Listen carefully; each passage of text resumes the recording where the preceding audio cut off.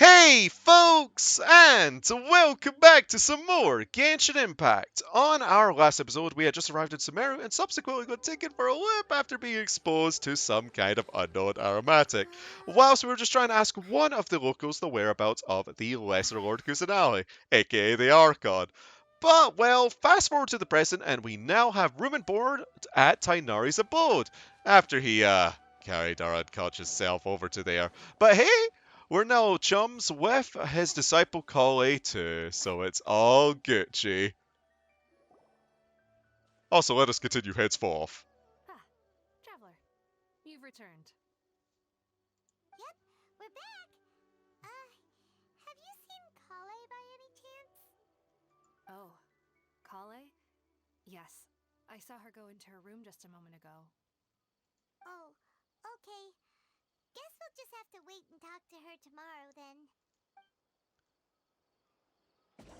Yeah, we probably gave her quite the fright. But also, one thing I forgot to have a little geek at is this. New event. Oh, so when we complete like a bit of the prologue, we get access to this event now. We also get a free call, eh? I did wish knowing that we were going to get one though. I was hoping to get quite a few constellations. Spoiler alert, I didn't. I got 2 calls, so at least I get constellation 2. Silver lining. Of course, there's the test run. Of course, there is Tighnari's story quest. And then they're just telling us about the new areas. I want to know where this little beastie is located at, because I'm pretty sure Collie needs this thing, right? Well, it's telling us to get this, but we won't go full pursuit for that for now, because, well, we need to wait up until the following day. Or, thinking more on that, I could take the opportunity, grind up Collie, and fast forward to now. You know what? Let's see if we can do that. So, jump cut away! Oh hey, speaking of jump cuts, here we are at the boss that I need to farm for Collie. As just a little side venture before we continue more of the main story quest. Of course, I want to show my first time fighting the boss. I'm not using an actual optimal team. Just for context, I am trying out Crimson Witch Yoimiya just to get a bit more burgeon damage. This is not my normal setup for her. Here are like all the artifacts just for context as well, so you could have a little geek in advance. I actually got pretty lucky with some like pretty good Crimson Witch PCs from the Artifact Strongbox, so I'm pretty content with that. And these are her stats. But normally I would use 4-piece Shiminawa still for context. I'm only using Kale to get some friendship points as well for her, and just to try out Danger Resonance, because actually, what does it do? Let's have a little key. Can we find out? Oh, there we go. Element Horizon, Summon Dart. Sprawling Greenery. Elemental Mastery is increased by 50 after triggering Burning, Quicken, or Bloom reactions. All nearby party members gain 30 Elemental Mastery for 6 seconds. After triggering Aggravate, Spread, Higher Bloom, or Burgeon reactions, all nearby party members gain 20 Elemental Mastery for 6 seconds. The durations of the aforementioned effects will be counted independently. Now, there is the possibility this doesn't go super well, because I am essentially two-manning this boss, right? With a Crimson Witch Yoimiya and just a Kokomi. But we'll see. Worst case, I can always solo it with Kokomi because of the Scuff team, right? And let's read this new entry. Jade Plume Terror Shroom, an evolved fungus. When it's hit by electro attacks and catalyst reactions, it will accumulate activation. When it is hit by power attacks, it will lose activation progress. When it accumulates sufficient activation, it will enter an activated state. An activated Jade Plume Terror Shroom will unleash more fearsome attacks until it becomes exhausted. When it's not activated, the Jade Plume Terror Shroom can be put into a burning state via the use of pyro, which will cause it to become scorched. It will then spread spores around to create fungi in an attempt to escape the status. Okay. So,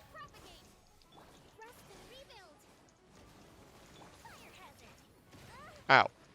You hurt.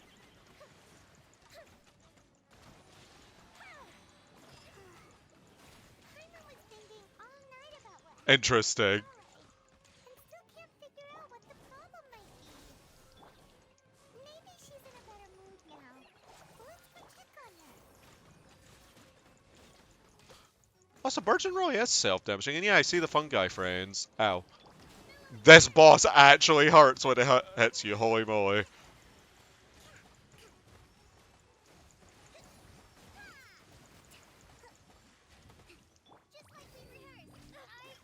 Well, that was expected. Wait, what actually hit her? I actually don't know. I just wanted to use the burst for the AoE, but let's use Traveler's Burst for the first time. Ow.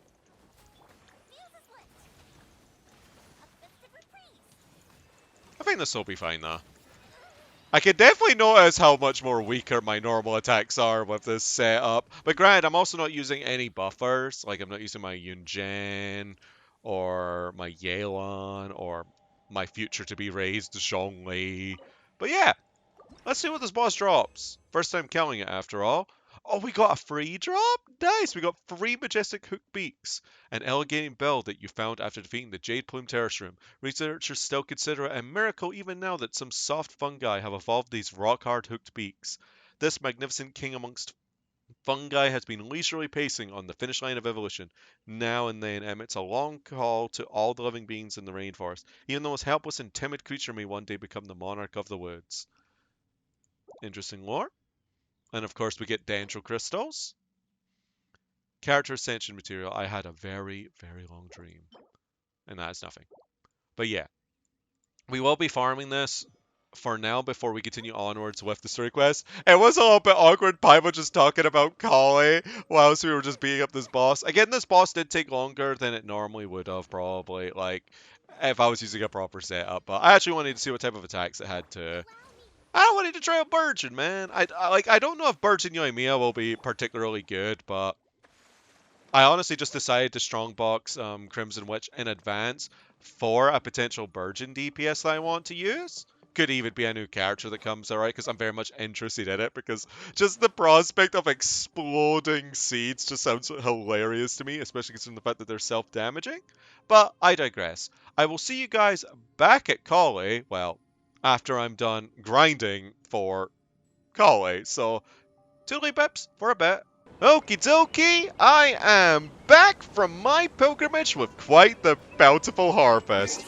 Not only did I manage to get level 8 Collie, thanks to the generosity of various players allowing me to partake in their mushrooms in their worlds, I also managed to level up her talents a good chunk, and I got a couple of quite potent Deepwood memory PCs, as you might be able to tell in just a moment. So, we may as well start from top to bottom, so then you know what I'm working with here as my day 1 Calais build. So this is my Noblesse Oblige flower. This is my Deepwood's Memory feather, and I'm actually really happy with this piece. Well, yeah, it definitely could be better.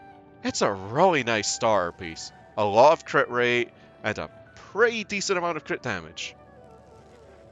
This is my Sans, and this is my crown jewel of today.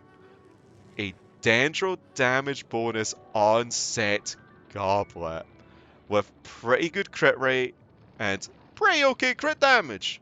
But honestly, I ain't complaining.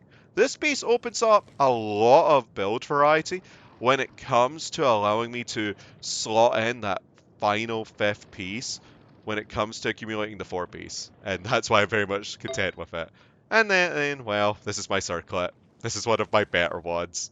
Me and circlets, though, they don't get along. In fact, this is my other recent circlet. Yeah, you can tell, they really love dodging crit stats. This one was a 4-liner to start off with, by the way. But I digress. Let us press onwards and, well, actually go see Calais with Calais. Ah, it's you two. I was just about to go look for you. Oh, were you just? Well, I've been exploring Sumeru for quite some time, as you probably weren't able to tell. Huh? Tighnari? What are you doing here? Where's Kale? I came to check on Kale's condition. To put it simply, she's not well.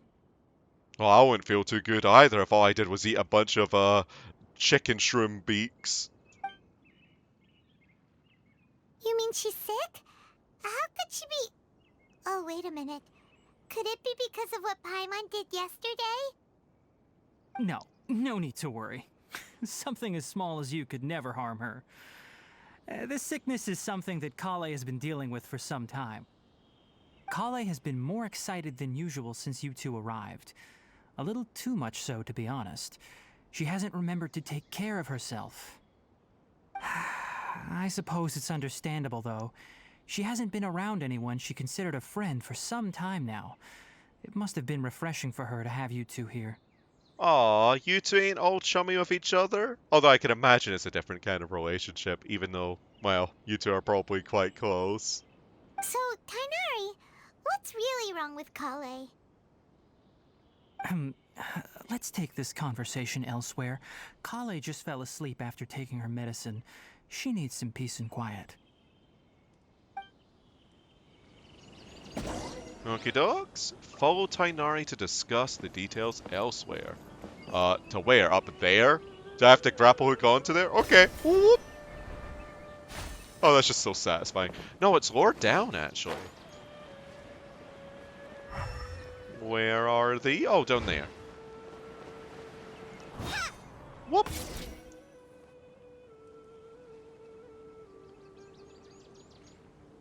All right, let's continue our conversation here, shall we? To be honest, I hadn't realized that you're that honorary knight from Mondstadt until Kale told me just now. I've also heard all about your deeds in Liyue and Inazuma. Dang. My past deeds travel far. So, just to clarify, what I'm about to tell you about Kale is not because of who you are or your past feats. Instead, I am going to tell you because... well, because Kale asked me to. Oh? And honestly speaking, I was against Kale revealing her past to you. But she insisted, saying you two treated her with sincerity and as a friend. So now she wishes to reciprocate the gesture. So, Tighnari, what exactly is wrong with Kale? You said this is something she's been dealing with for some time. Just how serious is it? Right. Ever since she was a child, she's been afflicted with a disease called Elazar. Elazar? Oh, we actually have a name for it now? Yes, it's a disease unique to the lands of Sumeru. It is characterized by dark and hardened scales that form on the body. Huh. At first, the afflicted may only feel mild numbness on the affected area of the skin. However, as the disease progresses, one may begin feeling fatigued and even experience peripheral paresthesia. In its final stages, the disease strips a person of the ability to control their own body, and they effectively become completely immobile. That sounds terrifying. Yeah. They effectively become paralyzed. Unable to do anything. Is there any known cure to it? Wait, hold on. So when Kale seemed to be acting a little clumsy earlier, it was because... Well, because of her condition. Correct. That would be the effects of Elazar, which is precisely why I do not want her carrying or holding anything, lest she ends up hurting herself. So, is there any cure for Elazar? With appropriate treatment, the disease can be effectively controlled before it progresses to a more serious stage. However, there is unfortunately still no true cure for Elazar. Well, let's just hope it doesn't become terminal anytime soon, huh? Nevertheless, Kale's mother still hoped that there was something out there.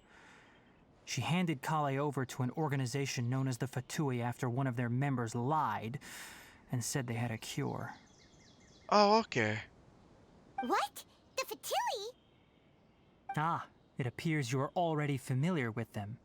That'll save me some explanation. It's kinda hard to not be, associated with any of the Fatuis at this point, or rather familiar, let me rephrase. Because, like, they're kind of everywhere. They're in Mondstadt, they were in Liyue, they're also in Inazuma. Like, what next? We're gonna see a batch of them in Sumeru? Probably.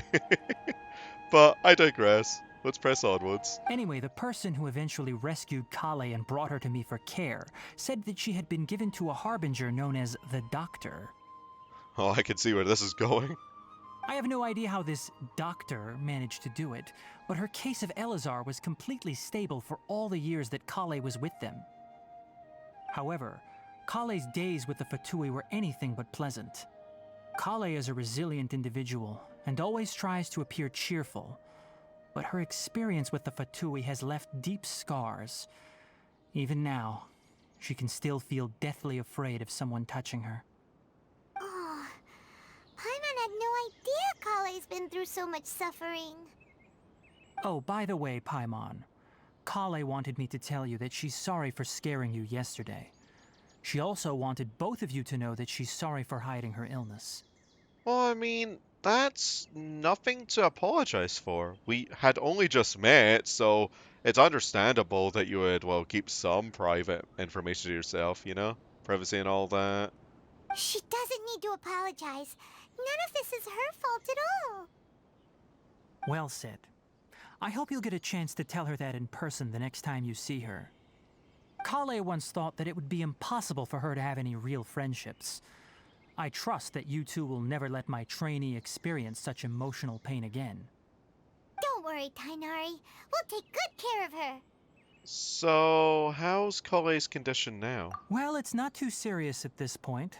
She overexerted herself the last couple of days, which is what led to her breakdown this time. As long as she has taken her medicine and gets plenty of rest, she should get better. Though, I must admit that Kale's condition was much more stable when she first arrived here in Gandharvaville. She was interested in the work of the forest rangers the moment she saw us. I could see that she was serious about learning, so I felt compelled to ask her to join us. Her stamina has gotten much worse recently. Though a moderate amount of physical exercise is always necessary, I'm afraid the long-distance patrols are a little too much for her now. All right. Now that I've told you about Kale's past, I think I'll head into the rainforest to find some ingredients needed for her medicine. I'll see you two later. Wait there, bud! Can we come along with? Yeah, we'd like to do something to help Kale too. All right, but I must warn you two. The rainforest is a dangerous place, especially for someone who's still recovering like the Traveler. You must follow closely and listen to every instruction. No problemo. Let's go then. We'll be looking for a plant known as Lunar Lotus. It's often used to help those afflicted with Elazar recover their energy. Hey, Tighnari? Where exactly are we going to find this plant? Lunar Lotus can be found all over the rainforest, but it often grows right here around Gandharvaville. Given the name, it sounds like we should be looking for it in the water. You are correct. Lunar Lotus grows in the water. When fully matured, they look like giant blue flowers floating on the water's surface. Quite an attractive species, if you ask me. The large petals are actually the plant's leaves and sepals, which surround a very small flower. You should note that many of the plants found in Sumeru have names that are contrary to their species. Take the Kalpalata, for example. The plant is not a lotus at all, but rather a vine. And then there's the Sumeru rose, which is not a rose, completely contrary to its name. Oh, huh. Okay then. Note to Paimon. Never bring up the topic of flowers with Tighnari. What do you mean? That was all very interesting to me. I just kind of let him speak because I didn't want to speak over him. Holy moly. But dang, now I feel kind of bad using Kale in the overworld like this because she can't really overexert herself. Oh gosh. Oh well. That's what it is, huh? Right, let's collect some herbs. Give me some greens. There should be lunar lotuses growing somewhere in this area. Let's split up and begin searching. If you could manage to gather 4 of them, that would be sufficient. We'll rendezvous here once you've gathered the needed amount. Alrighty, onwards and upwards then. Oh, so they really are like little lotus flowers. Oh, they look pretty. Gimme. Gimme. Gimme. Alright, we've gathered enough lunar lotuses. Let's head back to meet Tighnari. Give me some extra just in case. You never know after all. Also, I was so tempted to start that challenge, but Tighnari just kept talking and talking that I would have felt bad starting it. Oh gosh. Hey, Tighnari! We found the lotuses you requested. Let me take a look. Good, very good. These are all excellent quality. I'm quite glad you two came along. Your exploration experience helped save me a lot of time here. It seems we even have enough time to stock up on some other things I need. Hey, Tighnari! Oh, Tighnari, someone's calling your name. They're dressed like a forest ranger. Ah yes, that's Amir and the others. But didn't they just set off not too long ago? What are they doing back so early? Let's go find out what's going on.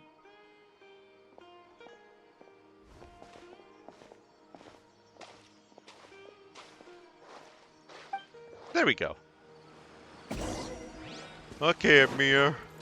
What's the bad news? Or is there only good news? Let's find out. Tighnari, thank goodness we found you here. We were just about to head back and find you at Gandharvaville. What's going on? We just discovered a withering zone. So, it's probably just bad news, huh? The Withering is back? But the patrol route you were on should have been already clear just a week ago. It reappeared so quickly. Can you tell me the exact location? It's up ahead, deep in the river valley. It's appeared in a spot that blocks nearly the entire narrow part of the valley area, so we decided to come find you as quickly as possible. And the radius of the contamination? Sorry, I couldn't get a clear enough view to tell. No one in our patrol team had a vision, and it appeared to still be spreading. So we didn't risk getting any closer. Okay, I understand. You made the right decision. I'll go deal with it right away. In the meantime, please guide these two back to Gandharvaville.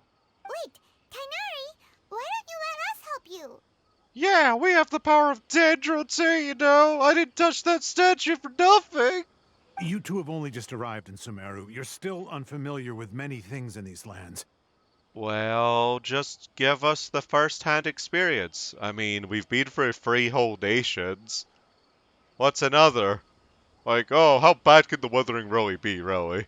There's a unique type of anomaly that occurs in the Sumeru rainforest. It's called the Withering. And it probably withers the plants? I know. Call me Sherlock.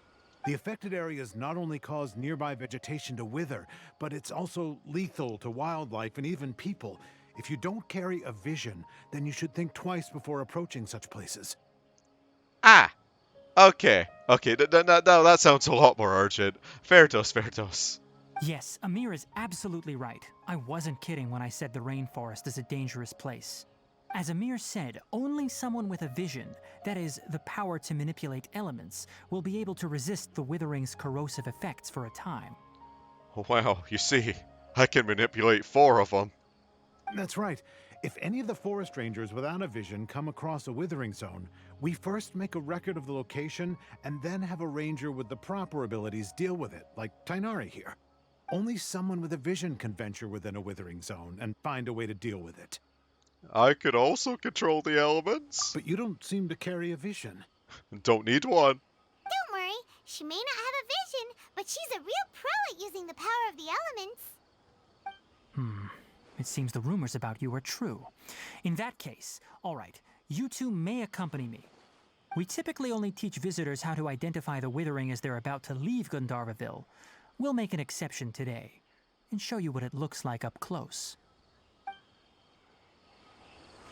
Well, I may have stumbled across the Withering once before whilst gathering mushrooms, but hey, we can act surprised, right?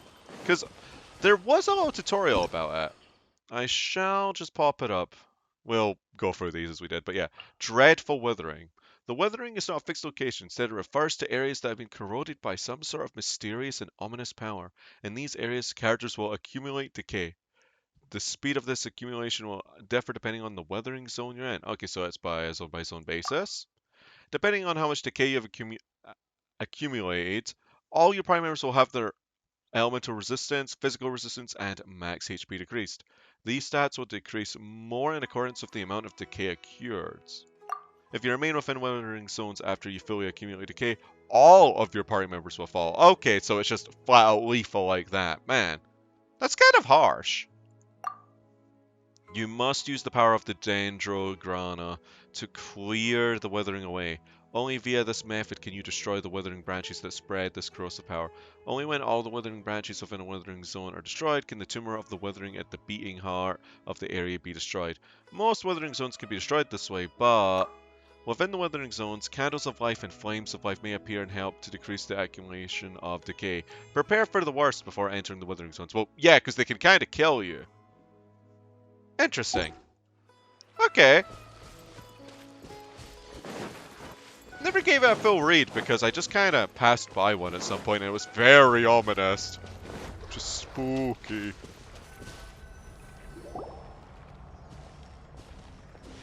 Stop. Don't move any further. Look there in the distance. Oh? Huh? Where? Oh, look! Those plants have withered! That whole area is kinda gloomy. Even the air looks like it's filled with ash. Oh, Paimon doesn't like the look of this. That is the Withering. All right, Traveler. We're going to have to enter that Withering zone. Once inside, we'll need to look for what we call Tumors of the Withering. If we eliminate those, then the area will be saved. Alright, let's do this. Thank you. But I must warn you. Don't push yourself. This is your first time handling this sort of thing, after all. Even with elemental powers, once you step inside the Withering Zone, you may experience extreme discomfort. If at any point it becomes too much, return outside the zone and take a breather. It could become a matter of life and death. You ready then? Let's go.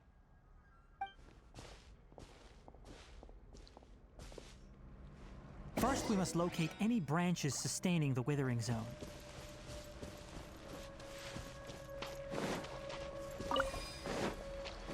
Okay, so branches, so those little things, right?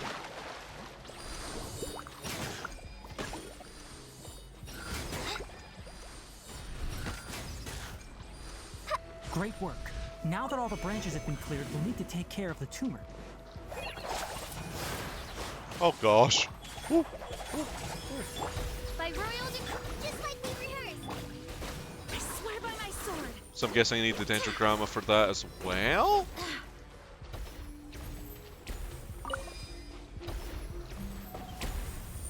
Bonk. Said bonk. I guess not. Oh, do I have to kill these enemies? Emerge, right here. Because they have a little Emerge. indicator? Midnight Venta. Let's see. Now, destroy the tumor. Ah, okay, so you have to clear out the enemies. Oh, it's just a button press, okay. We did it! Everything's returning to normal now. That was kind of neat. I do hope that type of mechanic doesn't appear in Abyss though, because I can see it now. Ah yes, not just the time limit, but also you will quite literally die if you take too long. Yes, thanks to you two. We were able to quickly restore this area back to normal. But I do like how atmospheric it is, because it definitely like shifts the tone to be something quite a bit different, because like not only is like the rainforest naturally like very beautiful, it does kind of hide a dark surface underneath, so I really like that contrast. Tighnari? You make it sound like we did well, but why does Paimon have the feeling you're worried about something? It's that obvious, huh? Alright, it's like this. Recently, the rate at which the Withering Zone appears has been increasing. Even though we were able to quickly clear that Withering Zone, it won't be long before another one appears. If that simply meant more work for me, then that wouldn't be an issue. But it's far more severe than that. The Withering is leaving lasting effects on the rainforest itself. Yeah, and if it keeps going on and on and on and on, it might just be, well, the destruction of an entire ecosystem, huh? For instance, even though we cleared out the Withering Zone, many of the plants that were affected will not recover. This presents a crisis for the ecosystem itself. Many plants in the rainforest are already in decline. directly impacting the wildlife that depends on those plants. And most disturbingly, as the appearances of withering zones have started to increase, Kale's case of Elazar has also become more serious. Huh? But why's that? I'm still not sure of the exact reason. However, I've received word from acquaintances at the academia that similar cases are being reported for patients with other conditions. Is there no way to permanently get rid of the Withering? No, none that we know of. The Withering has been recorded in Sumeru for millennia. It's said that it originates from the depths of the world. By the way, have you heard of Irminsul before? No, I haven't. Irminsul is a tree located deep beneath the surface. Although it isn't like any tree we know in a biological sense, you can basically think of it as a large tree that grows downwards rather than upwards. Oh, was that like the tree that we saw in that little hallucination that we had? I wonder. I'm sure you've heard of ley lines, right? They're like the roots of Irminsul, spreading and extending from a massive cavern deep underground all the way up to the surface. Spreading and extending. A massive cavern.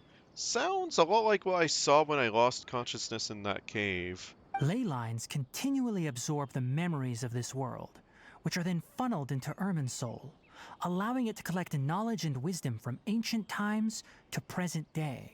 The Dendro Archon is known as the God of Wisdom because her consciousness is directly connected to it. It is also said that the Dendro Archon's power is a manifestation of Irminsul. And as for the Withering, its emergence is related to a disease that's affecting it. Huh. You mean Irminsul is sick? That's right. My ancestors learned of this from Greater Lord Rukkhadevata's familiars a long time ago. But even those mysterious creatures did not know of a cure for Irminsul. I'm afraid we Rangers will be battling the Withering Zones here for a long time until a cure is found. Alright, that's enough on this topic for the time being. Now that we've taken care of things here, it's time for us to head back to Gandharvaville.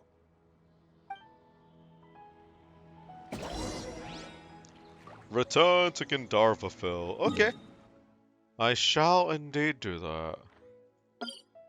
Kinda wish I grabbed this teleportation one. Actually, you know what? Let's grab it first. Because who knows, it might be convenient for the future. As I've grabbed some throughout the overworld whilst I was leveling up my Kale. I didn't really take the time to really look at some locales though. Because I was mostly just trying to find the local specialty. So I didn't really take it in the same way. So even though we may explore some places that I've already been to before, as far as getting Kale's items went, I will much more appreciate the scenery, since back then I was kind of just raising Kale. But now I am very much willing to sniff the flowers and what have you.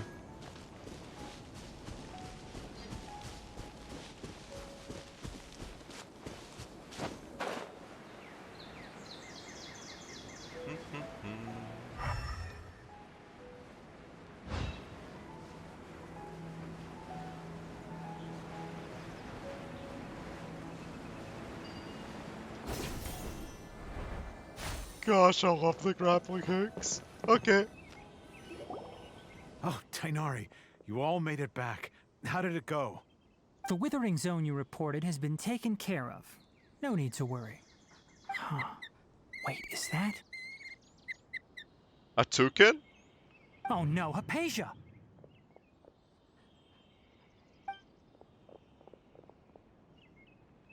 Huh? What's wrong, Tighnari? This Duskbird is Hypatia's designated courier for urgent news. You do remember her, don't you? She's the scholar you and Paimon were following when you first arrived in Sumeru. Oh. Oh, her? How could we forget? So did something happen? Let me see what's written in the letter first. Oh.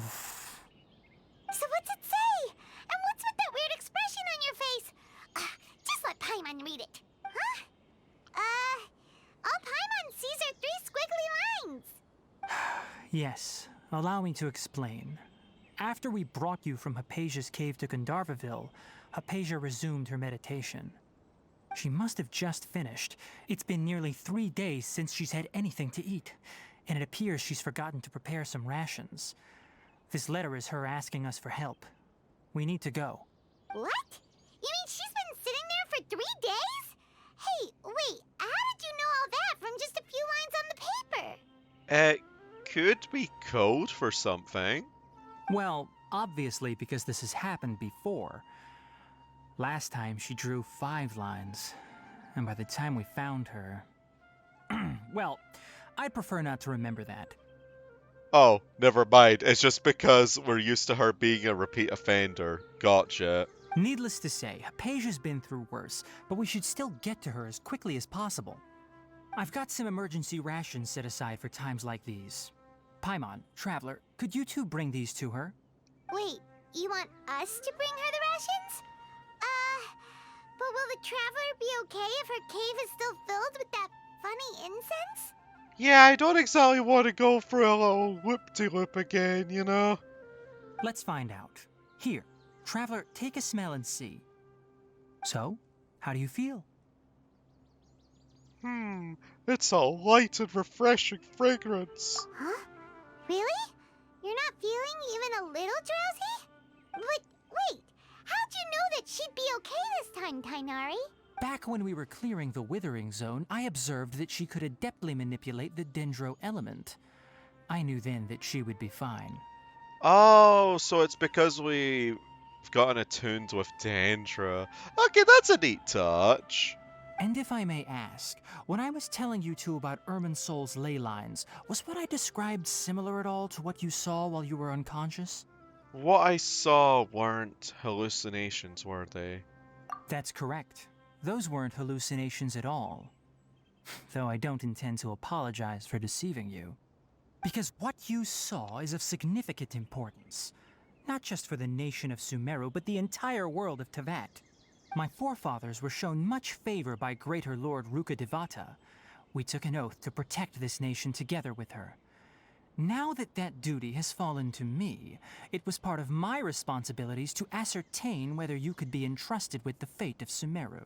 Now, after seeing you in action with my own eyes, you have earned my confidence, and I no longer feel the need to hide any secrets from you.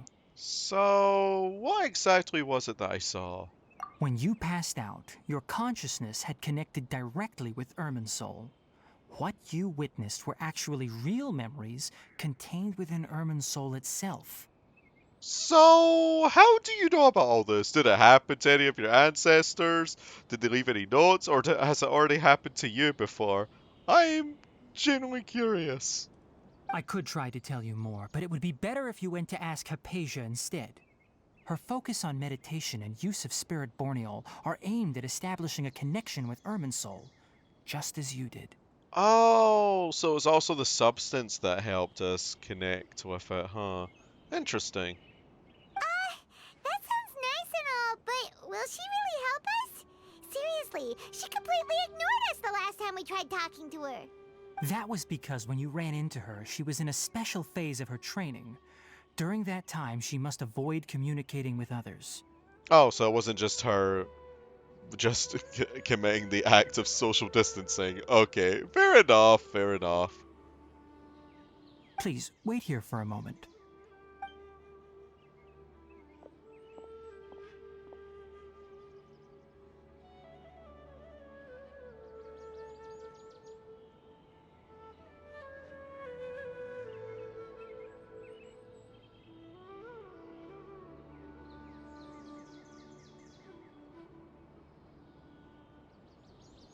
Here, take these. It's a meal I packed for Hypatia, as well as some other ingredients.